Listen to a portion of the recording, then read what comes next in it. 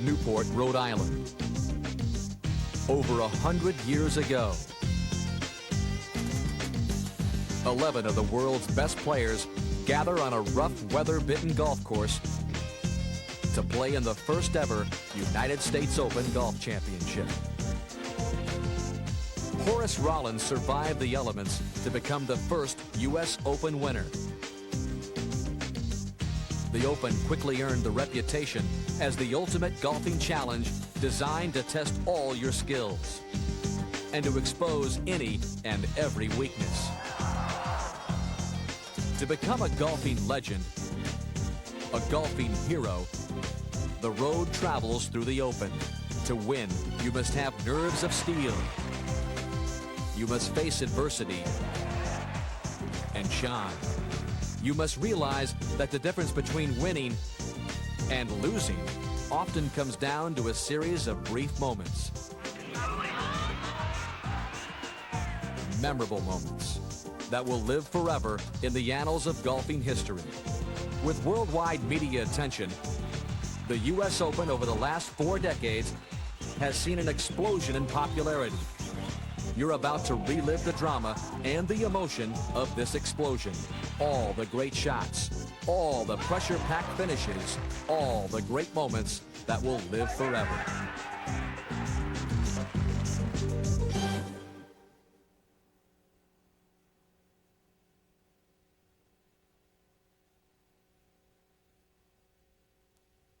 Oakmont Country Club, Oakmont, Pennsylvania. The 1962 U.S. Open. Remembered for the incredible head-to-head battle waged by the world's best player, Arnold Palmer, and a brash 22-year-old named Jack Nicklaus. There are many great golf shots made in the 1962 Open, but by the final round, all eyes were on Palmer and Nicklaus. With Palmer in the lead, a calm Jack Nicklaus started his comeback with a bold 15-footer that just misses.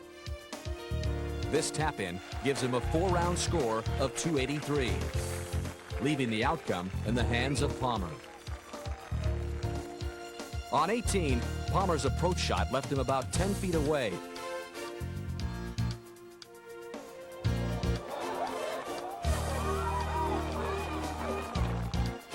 If he sinks this birdie, the Open will be his for the second time.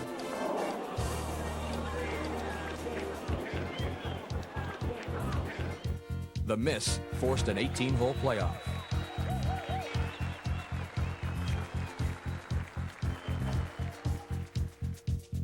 The playoff began with Jack taking control early. This approach in the 9th hole helped him to a 4-shot lead. But true to form, Palmer stormed back, hitting the big shots that made him a champion to pull within a stroke.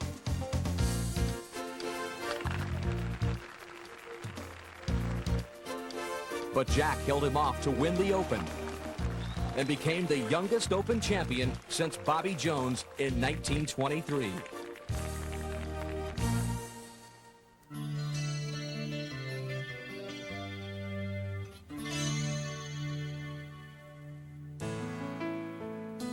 In 1964, the U.S. Open was played at Congressional Country Club near Washington, D.C., with the heat hovering around 100 degrees.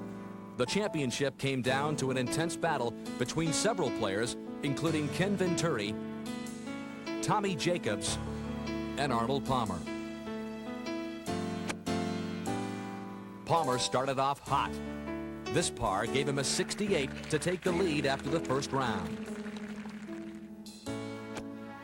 Ken Venturi, known in 1964 as a player with vast, unfulfilled potential, started off well with his 35-foot birdie on the 4th.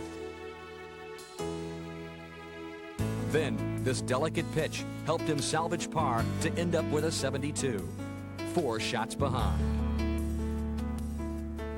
In the second round, with Palmer still leading, Jacobs makes this incredible 60-foot birdie to shoot a record-tying 64. With that, he passes Palmer to take the lead. Jacobs keeps the lead heading into the final round. Ken Venturi shoots a 66, but almost withdraws due to heat exhaustion. Between rounds, he somehow regains his strength. This wedge shot to the 9th hole in the final round. Set up this incredible breaking putt, which gave him the lead. A lead he would not give up. In the final round, Palmer played consistent golf, but it was not good enough. Here, he almost hits his caddy. Then, he misses this short putt. Palmer ends up tied for 5th with a 286 total. Jacobs faltered and finished with a final round score of 76. When Venturi gets to the 16th, he realizes that all he has to do is play conservatively and the Open will be his. On the 18th, he does just that. My bunker shot at 18 was a very good shot from a slightly buried lie, which went about 10 feet from the hole. I hit the putt, and as the putt goes in, my exact words as I raise my arms was, "My God, I have won the Open." Ken Venturi survived the heat to become the 1964 United States Open champion.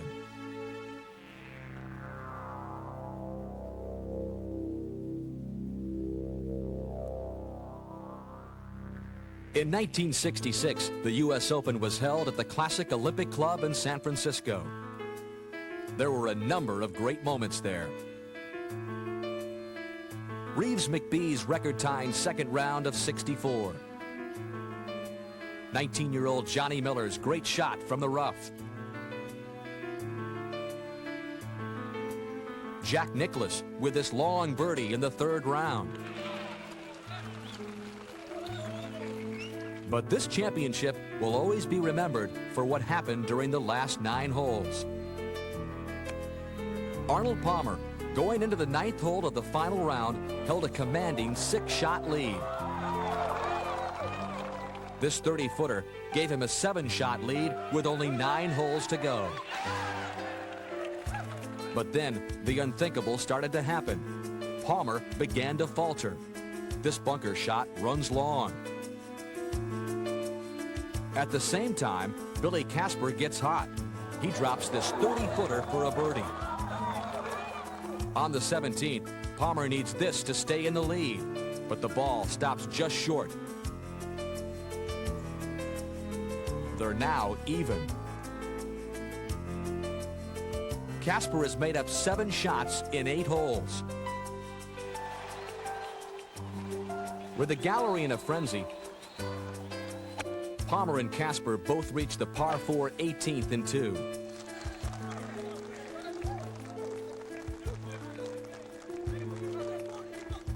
Palmer's 4-footer gives him a final score of 278.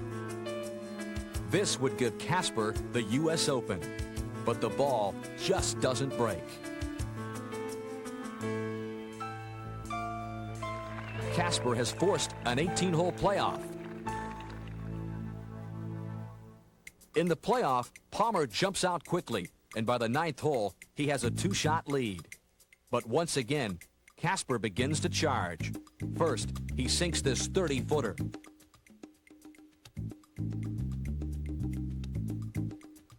Then, after Palmer misses, they're all even again.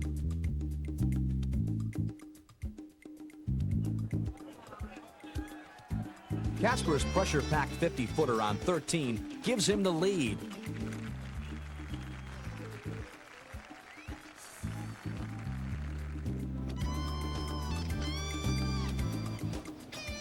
Palmer tries to get back into it. But this miss leaves him 4 behind with only 2 holes to go. Casper finishes strong to capture his 2nd U.S. Open title. Considered by many as one of the most dramatic Opens ever.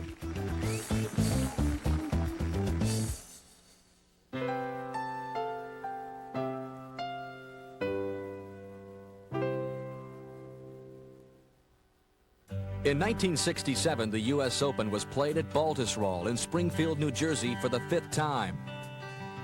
The course is filled with a rich history. Tony Manero in 1936. Ed Fergal in 1954. 1967 had an impressive field of golfers. Julius Boros, Gene Littler, Gary Player, Arnold Palmer, and Jack Nicklaus. But it was a promising young amateur named Marty Fleckman who held a one-shot lead heading into the final round. But as most expected, it would be tough for young Marty to hold it. Here's how Chris Schenkel called it. Fleckman is wild today. On the 4th now, he hooks the ball, and our camera can't even find it. It's beyond the crowd, into the trees, and Marty is never again in contention. The final round boiled down to a duel between Nicklaus and Palmer.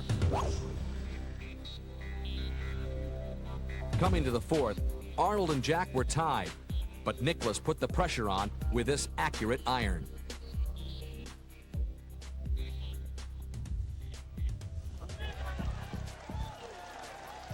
On the same hole, Palmer misses this 15-footer. Then Nicklaus taps in the short putt for the lead. At the 5th, Jack stays hot with this birdie. But Palmer is playing well. This one iron on the 7th lands 10 feet from the cup.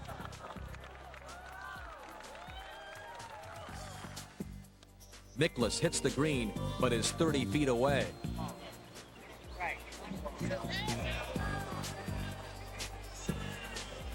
The biggest gallery in Open history is on hand to watch two of the world's greatest golfers battle it out. While Nicklaus is simply on fire, sinking one great putt after another, Palmer can't seem to buy one. With television capturing one of his all-time hot streaks, Jack pretty much clinched the championship with his wedge to 13, followed by the birdie putt. Then this iron to 14, followed by yet another birdie. On the 18th, with the championship his, Jack now has a chance to tie or break Ben Hogan's all-time Open record. 2 to tie at 276, 1 for a 275. And just as he has done all day, Jack nails it down to break the record and win the 1967 U.S. Open, one of the all-time classics. The 1960s were a decade of legends in the making. Julius Boros captured the 1963 Open by beating Jackie Cupid and Arnold Palmer in a playoff. South African Gary Player stormed through the 65 Open by eventually ousting Kel Nagel.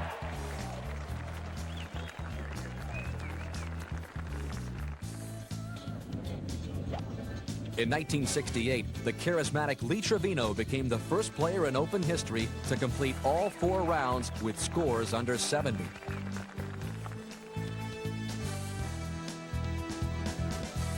'69 saw the likable Orville Moody capture the Open with a score of 282.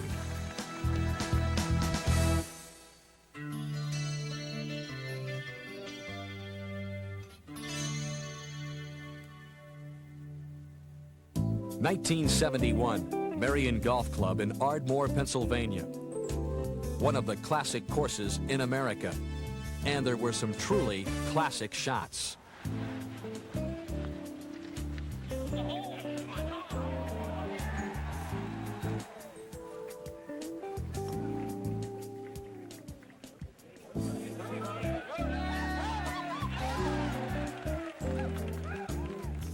Amateur Jim Simons put on a golfing clinic. And with this birdie on 18, he leads going into the final round. On Sunday, Lee Trevino started his run to catch Simons on the 2nd with this approach to the green. followed by this precise birdie.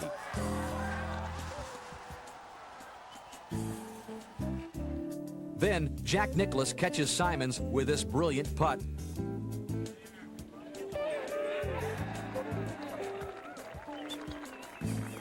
But just when you thought that the young Simons was going to fold, he blasts out to set up this, to regain the lead with only 9 holes to go. Lee Trevino is still a stroke behind Simons and Nicklaus when this shot spins back toward the hole, setting up an easy one.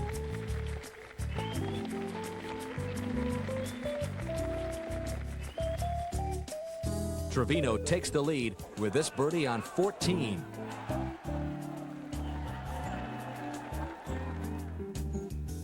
Nicklaus hangs in with a couple of clutch 6-footers to stay 1 behind Trevino.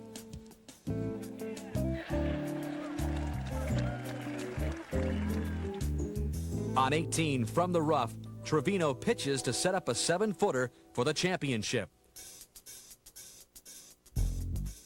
But in one of the most unfortunate moments in U.S. Open history, a man falls off a scoreboard distracting Lee. He steps back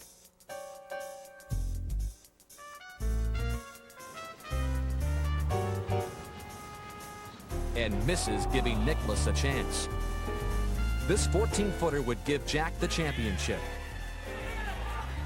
He misses by an inch, forcing a playoff. Monday afternoon, the day of the playoff.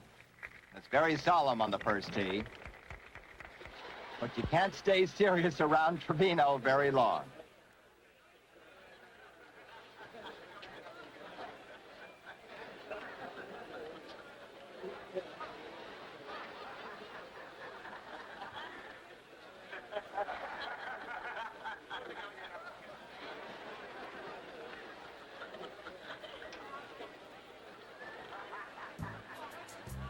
With Trevino leading by 2 in the playoff, the large gallery follows as Jack and Lee make their way to the 15th.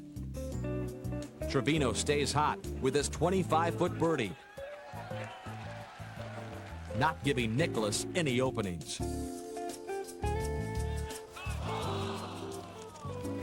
With this miss, Jack trails Lee by 3 shots with 1 hole left.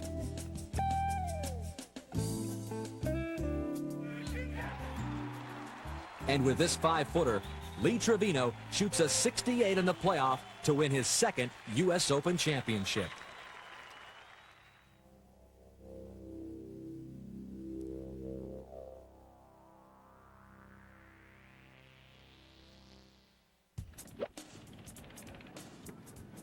The guy that mows them has to wear cleats. Really? He has to wear spikes. Heavy rain soaked the usually fast and tough course the day before the 1973 U.S. Open at Oakmont,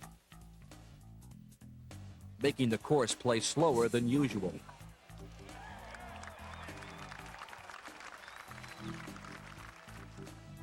The early rounds featured some ups and some downs. Tom Shaw strokes one firmly from 60 feet to finish up the first round.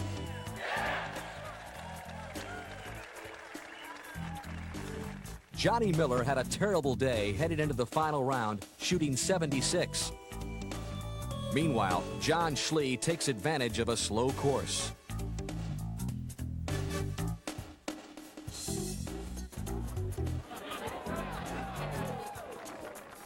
More rain hits Oakmont on the morning of the final round, making the greens slower and softer. The final round began with 4 players tied for the lead. Johnny Miller was tied for 13th, 6 strokes behind, but he starts off hot, birdieing the first 4 holes.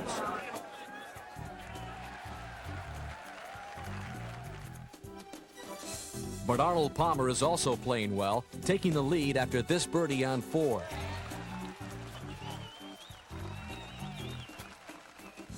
With several players jockeying for the lead, Miller continues his hot play. After making birdies on 11, 12, and 13, Miller almost does it again on 14.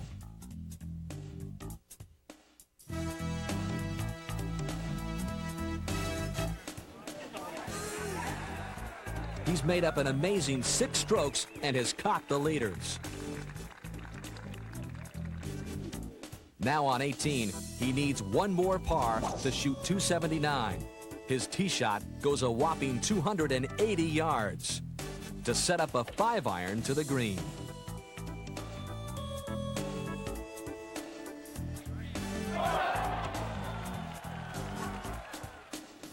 This putt would give Miller a 62.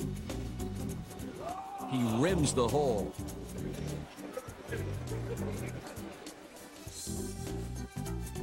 But a 63 isn't bad. In Miller's miracle round, his worst score is 4. He hit every green and had 9 birdies. Now all he could do is wonder if anyone could catch him. Out on the course, Palmer, Weiskopf, and Schlee are still alive.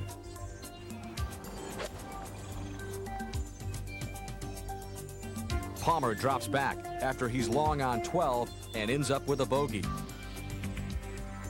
Weiskopf is out of it when this putt misses. A poised Miller watches as Schlee must nail down this chip to force a tie.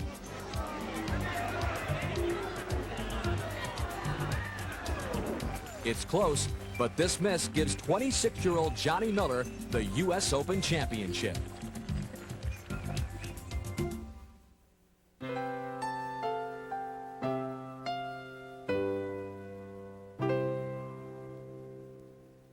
In 1977, the U.S. Open moved to Southern Hills Country Club in Tulsa, Oklahoma. The weather was hot and humid with little or no wind. And the field was once again impressive.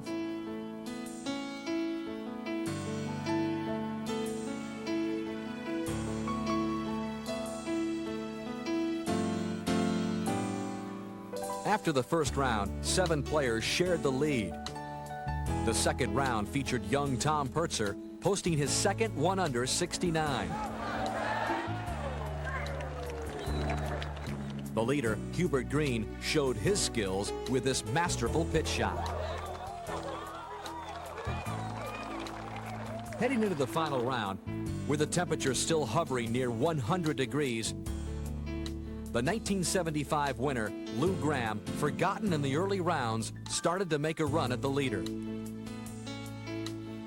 After Green stroked in this short putt on 14, the pressure on him intensified when he was informed by the police and the FBI that a woman had called saying that a group of men would shoot him on the 15th hole. Green showed his courage after the USGA gave him the option of suspending play. He pondered for a few seconds and said, "Let's go." Meanwhile, playing ahead of Green was Graham. On the back 9, he came alive with birdies at 12, 14, 15, and 16. Here on 18, Graham's long putt had a severe break.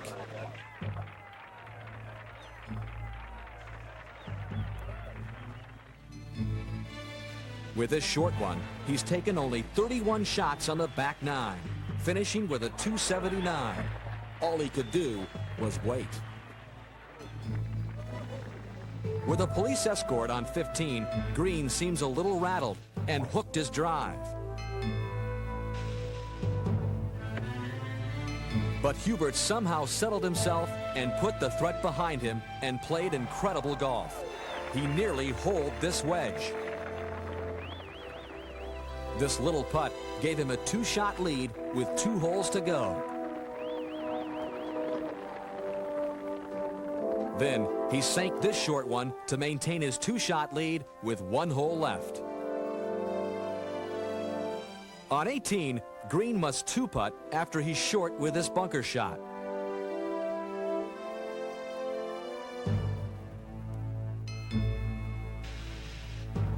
His putt stops about 3 feet from the cup. 1 shot to win, 2 to tie. Hubert Green wins the Open. It took skill and cool nerves to lead every day, and in the end, it took courage just to finish the round.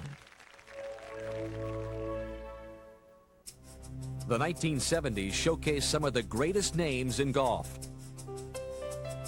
In 1970, Tony Jacklin became the first Englishman to win the Open in 50 years. Jack Nicklaus captured his third U.S. Open title in 1972 on his favorite course.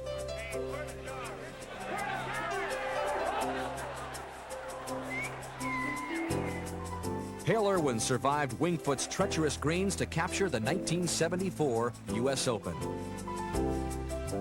The 1975 Open was won by a determined Lou Graham in a tense playoff with John Mahaffey.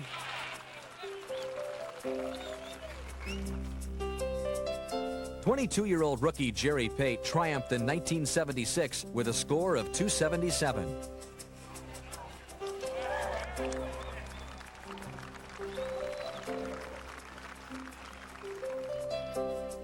With great shots like this, Andy North won the 1978 Open over the world's best players.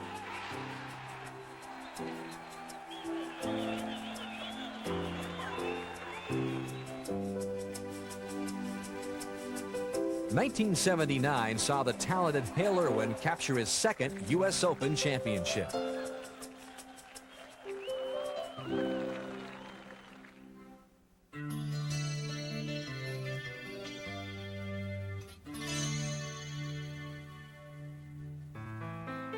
In 1980, Jack Nicklaus was 40 years old.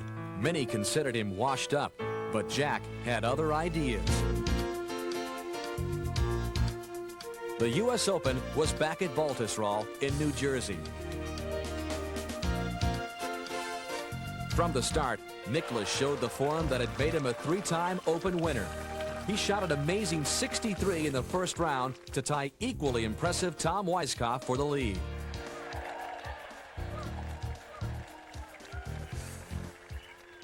As the championship continued, several players were battling for the lead. Keith Fergus, on the strength of this 40-foot putt, took the lead and was 6 under. But Jack calmly stroked this long putt to stay even with Fergus.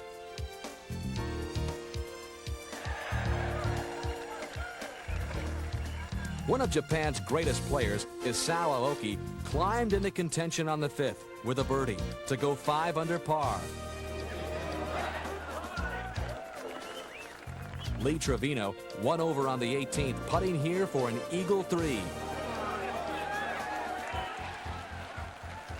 Lee finished 1 under to give himself a slight chance on the final day. Aoki, who had started to struggle just a little, bounced back on the 17th with this incredible putt rattling the back of the cup.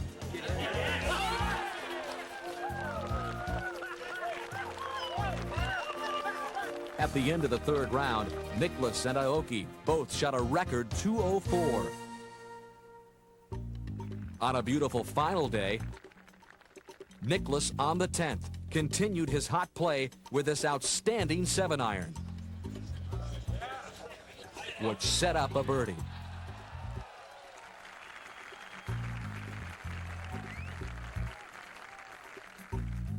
Not to be outdone, Aoki strokes this for a birdie.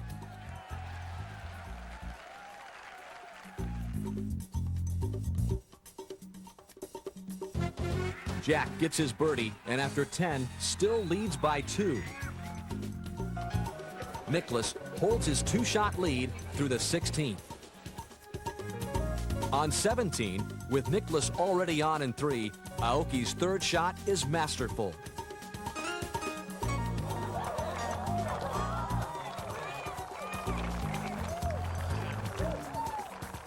With a huge crowd looking on, Nicklaus needs this to stay 2 up going into the final hole.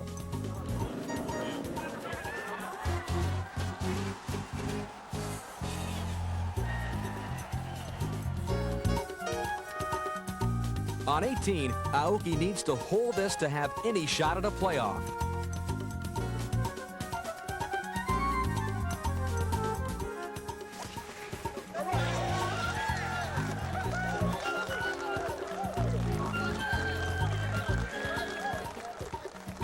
He comes ever so close. But this day belonged to the Golden Bear. Jack's third shot is a beauty, with the crowd scrambling for position. Jack calmly putts to win his fourth U.S. Open championship with a record score of 272.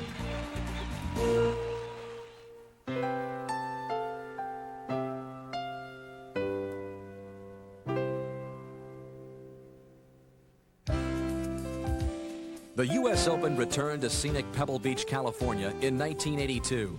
Nestled on the rugged shores of the Monterey Peninsula, the usually warm June weather was replaced with dark clouds and a damp mist, setting the stage for one of the most dramatic U.S. Opens ever. By the end of the second day, some very familiar names had missed the cut. Seve Ballesteros, Jerry Pate, Hubert Green, Arnold Palmer, Lee Trevino, and Gary Player. So by the end of the second day, the leader is Bruce Devlin with a 139, 5 under par. It's been a surprising 2 days, but powerful forces are gathering. For Devlin, the third day will bring extreme pressure as he bogeyed 3 of the first 10 holes. Nicklaus starts to feel he can win his 5th U.S. Open.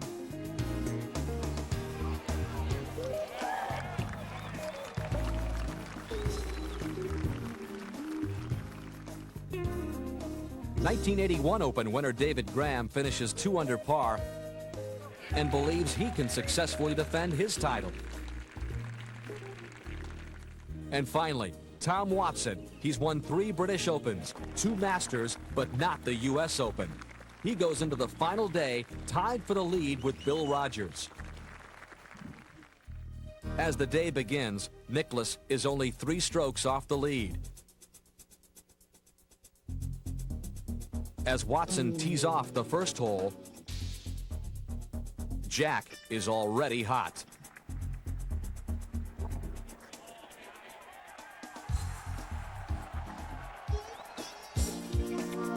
On the 5th, Nicklaus, using a 6-iron, hits a gem that leads to a birdie, his 3rd of 5 in a row.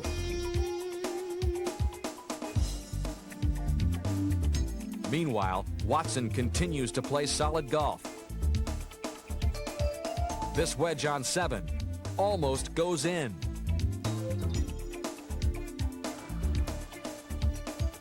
When Bill Rogers missed this attempt for par on 9, he and Watson were again tied for the lead with Nicklaus only 1 shot behind.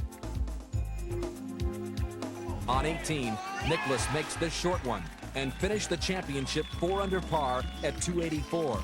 Now he waits to see what Watson will do.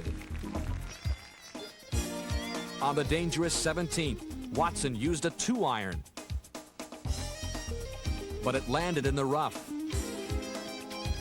With Jack watching on TV at the scorer's table, Watson's wedge from the rough turns out to be one of the U.S. Open's all-time great shots.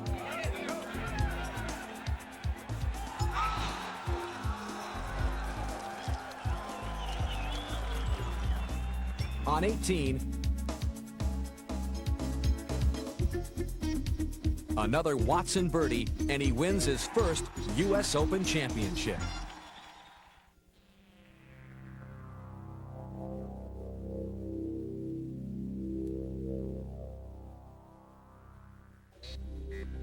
Shinnecock Hills, one of the oldest golf clubs in the country, played host to the 1986 U.S. Open.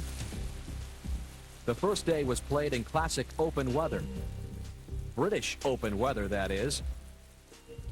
With a hard rain driven by high winds off the North Atlantic, scores were consistently high. Survival was the name of the game. 1986 was peppered with many great shots and moments. Like Australian Greg Norman, who went into the final day with a lead and hopes of winning his first major championship. 2-time U.S. Open winner Lee Trevino stayed in the hunt with shots like this.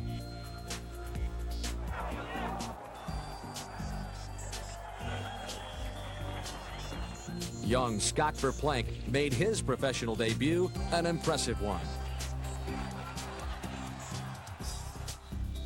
At one point, Ben Crenshaw birdied 4 straight holes to leap into contention. A flashy Payne Stewart played his way into contention with artful shots like this.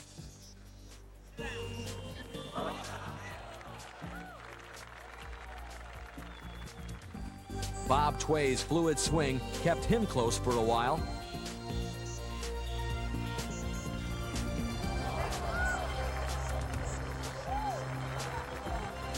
But soon, many of the players' hopes and dreams started to fade as Shinnecock started to weed players out one by one. And when it was all said and done, 43-year-old Raymond Floyd had won the Open playing with a quiet, skillful determination born from experience.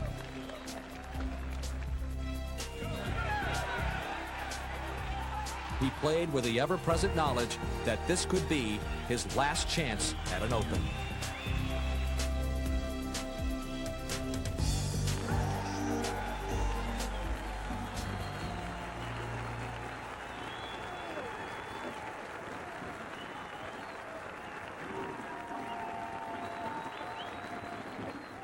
I had an awful lot of thoughts, emotional like I am now as well. You'd think I could handle this better after 25 years. But realistically, I just felt that today I had to do it. It was probably my last chance. Maybe not, but probably. And I'm just tickled to death.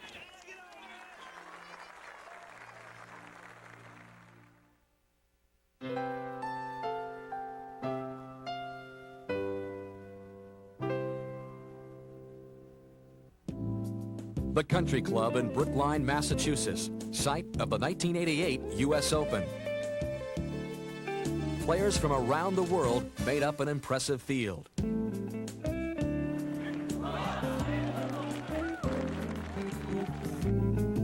Englishman Nick Faldo, the current British Open champion. Japan superstar Isao Aoki. The talented Seve Ballesteros from Spain. Also taking aim at the U.S. title was Germany's Bernhard Langer. Curtis Strange in 1988 was considered America's best player. With shots like this, you could certainly see why.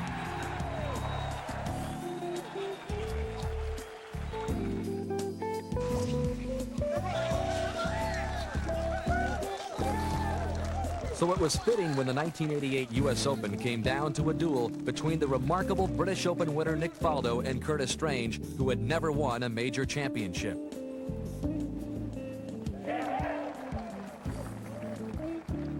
The third round ended with Strange making this tricky putt to maintain his lead, which had now shrunk to just one shot over an emerging Faldo and 2 others. A sold-out crowd gathered on Sunday to watch Strange and Faldo battle it out. Strange rolled in this long birdie putt on the 7th to once again tie Faldo. On this delicate pitch and run, Faldo saved his 13th straight par. Then, on the 16th, Strange recaptured the lead with this amazing putt. But on the 17th, Curtis falters, allowing Faldo to draw even, heading into the final hole. On the 18th, it came down to the last couple of shots. Strange's pressure shot out of the bunker.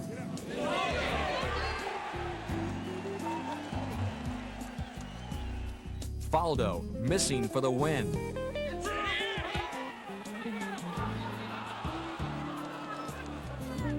And Strange tapping in to send it to a playoff.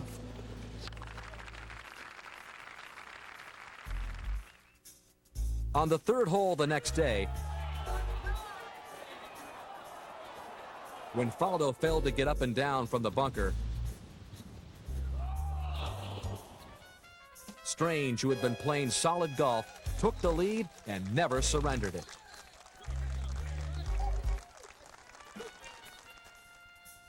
This incredible shot gave him a commanding 3-stroke lead.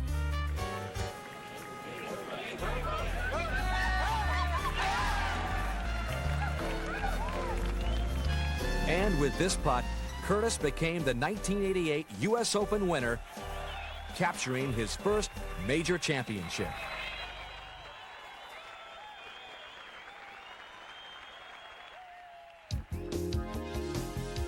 The 1980s gave us a decade of lifelong U.S. Open memories. The skillful David Graham shot a .273 in 1981 to win the Open.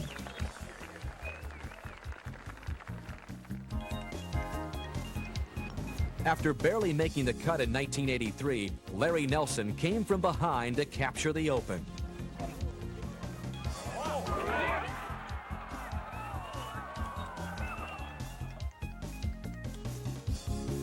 In 1984, Fuzzy Zeller outdueled Greg Norman in a playoff to win the Open.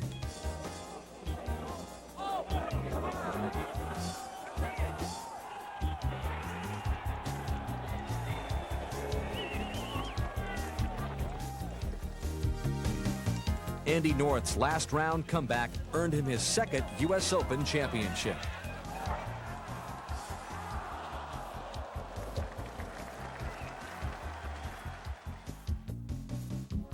Scott Simpson put himself in elite company when he captured the U.S. Open in 1987. No one had successfully defended the Open since Ben Hogan in 1951, but in 1989, Curtis Strange did just that.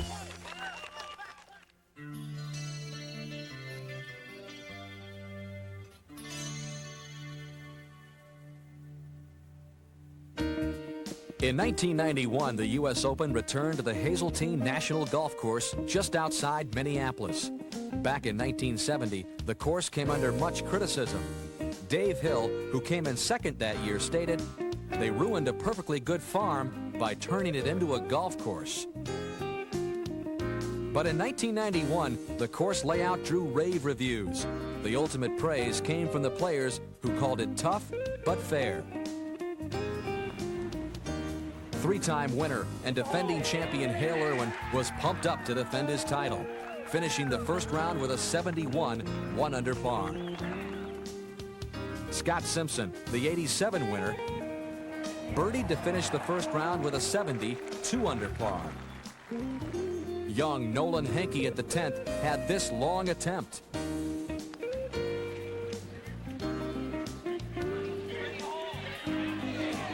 Henke finished the round with a 67, tied for the lead with Payne Stewart, who on the 15th hole set up a birdie with this beautiful approach.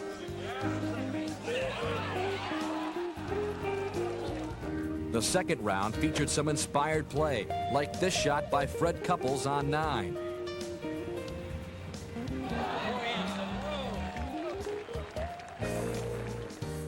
Scott Simpson was also playing well.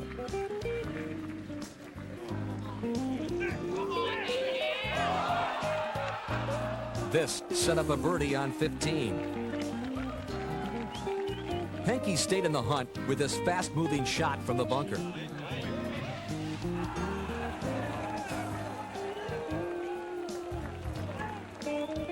The second round ended with Payne Stewart taking a one-stroke lead over Henke, Pavin, and Simpson.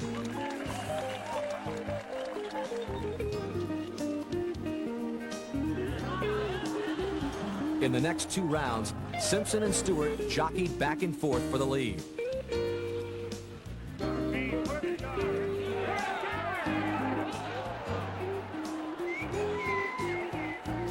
With a large crowd making its way to 18, Scott Simpson was leading Payne Stewart by one stroke. Stewart sank this 5-footer to tie for the lead. Simpson had a 3-footer. A miss would mean a Stewart victory. But Scott ties it up, sending the 1991 Open into a playoff.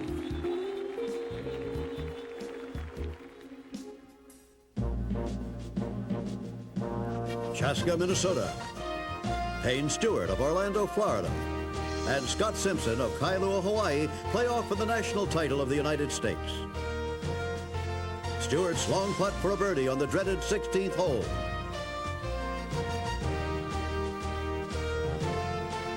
And Simpson's three-putt on the same hole evened the score.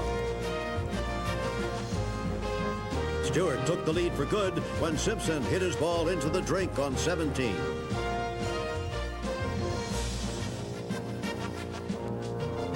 And then Stewart ended it with a par at 18. Payne Stewart is the 1991 U.S. Open champion.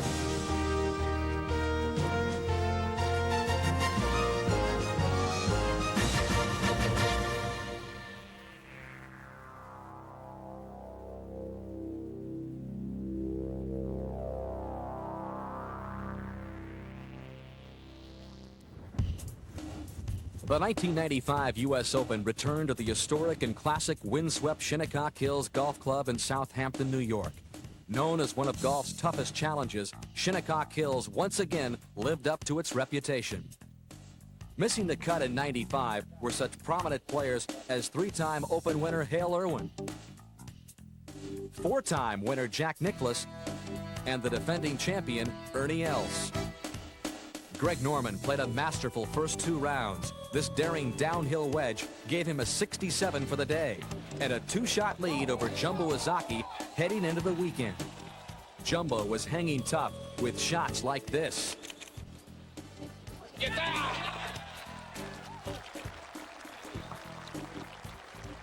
On the seventh hole in the third round, Gary Hallberg made some history.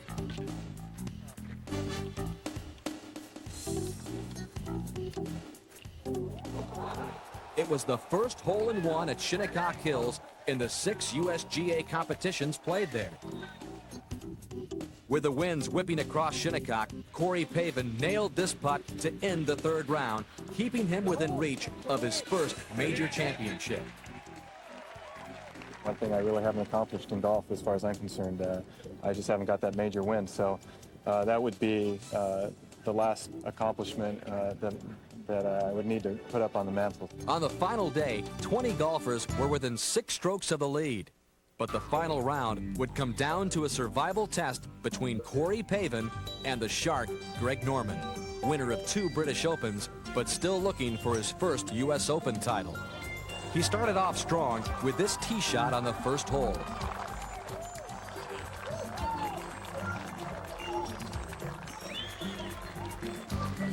But Norman would falter coming down the stretch.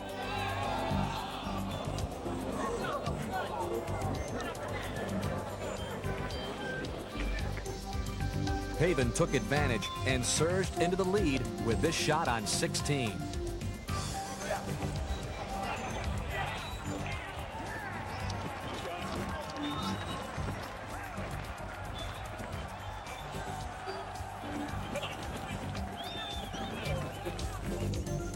This crucial putt on 17 kept him in the lead by a stroke.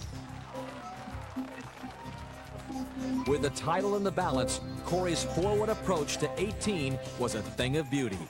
The shot on 18, you know, I hit it and I just wanted to run up and watch it. And I just kind of reacted to what it was doing. You know, it was rolling up to the hole and it looked like it actually might go in. And I just raised my arms because I really felt that that was it. I'd finally cracked the barrier and won a major and won the U.S. Open. It was a great feeling. Pavin finally lost the label of the best player to never win a major and captured the 1995 U.S. Open. So far, the 1990s have provided us with champions of the past and future. In 1990, the consistent and exuberant Hale Irwin became the oldest winner when he captured his 3rd U.S. Open title.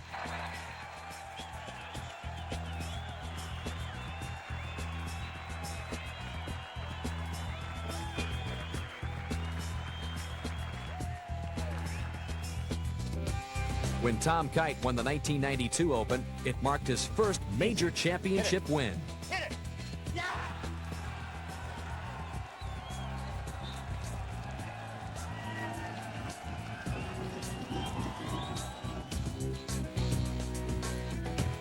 Lee Jansen shot an incredible 4 subpar rounds to win the Open in 1993.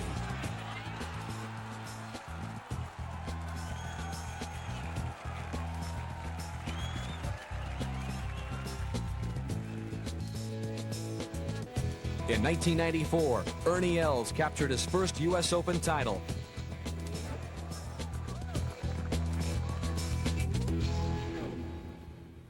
But the championship will also be remembered as Arnold Palmer's last U.S. Open. You know, it's been 40 years, and when you walk up the 18th and you get an ovation like that.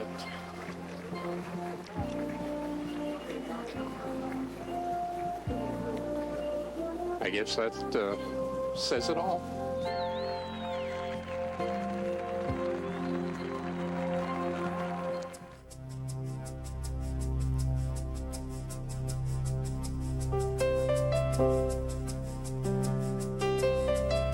The U.S. Open. It's more than just a golf championship.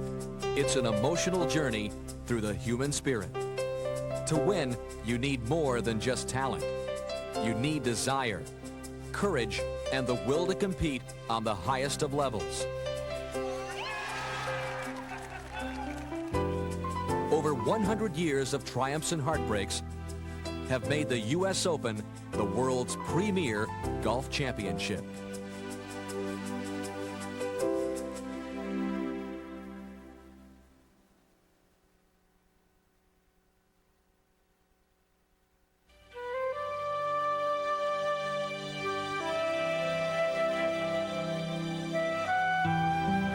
You can spend your time thinking about your grip, your backswing, whether your clubs are the right size or shape.